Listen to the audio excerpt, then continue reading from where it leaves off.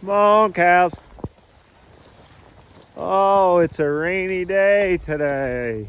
We're just getting a ton of rain again, which shouldn't sound like I'm complaining. I am thankful for it. I know it's gonna dry right out in a few months, so we're thankful for it. Come on, girls. So we're moving them into this paddock, and I only gave them, it's hard to tell, but the wire's right there, and then it kind of cuts off as a triangle over to the mouth of the woods there. And this is only going to be for a couple hours. I'll have them in this, maybe not even, and then we're going to move them up through the woods to the other farm, and they're going to be up above, up on the other farm. There's probably about 65 acres or so, so they'll be up there most of the summer, if not all the summer.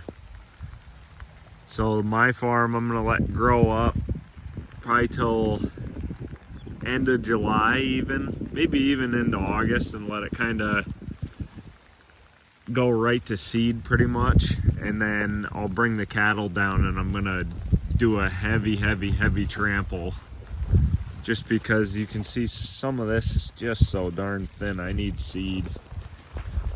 I gotta let this place seed down, and it's thin in a few spots. I've experimented with it in the past, and even in the past what I've done before is I've actually overseeded in seed with one of the spinner seeders, and then I'll pack the cattle in behind them really tight, and then they'll trample all that seed in, which that brought this home farm back from the dead, in my opinion, because it had gotten tilled.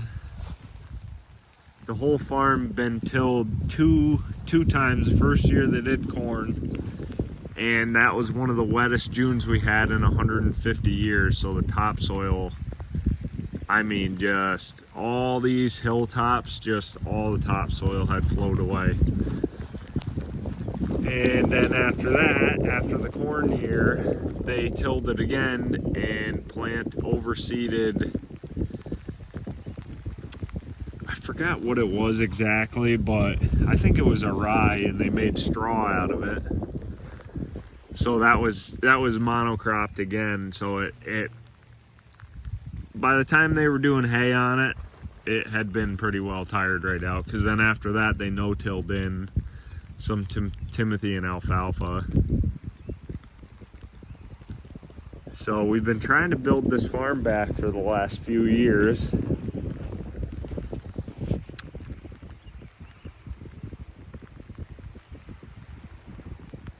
And hopefully this year we're really going to add to it, because we're going to let this all go completely to seed. That'll give us a good mulch layer. And then I'll let it rest for all the way up until probably January after that. So I'll do a heavy rotation, probably take about 50 days on this. Maybe a little less, maybe 45 days to do the whole farm, just to trample it all in. And then I'll move them back up on the hill, because by then the grass that we're about to move into now is going to have, 100 some days of rest. Probably 110 days of rest up there by the time you graze back on it again. And that's what I'm saying about this rotating in this way. The longer you can allow a rest period, the better off you are, especially if you come from a set stock grazing background where you just throw cows out on a field and leave them there until there's no grass left. During that time, the grass has no time to rest. It immediately, the day it gets grazed, by the time it gets down when it's getting real whooped on, some of that grass is getting grazed every single day. The same piece of grass is getting hit by another cow on the same day, because the pasture's just slowly, all that leaf matter is gone. So there's no more solar collectors to grow anymore.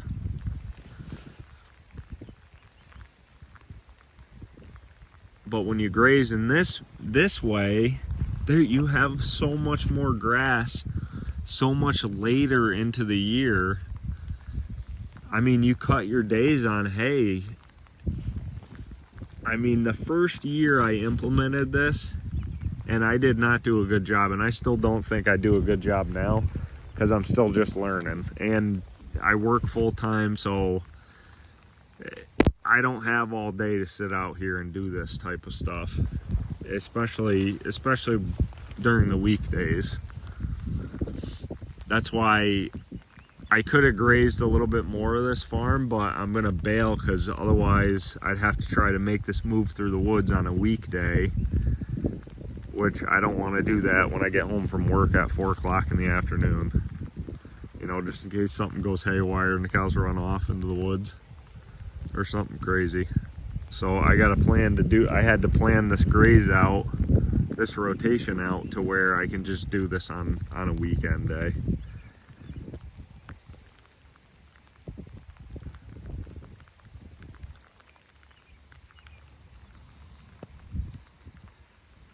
But cows are looking good, and we're gonna get on the move, and I'll try to do a video of us moving them through the woods.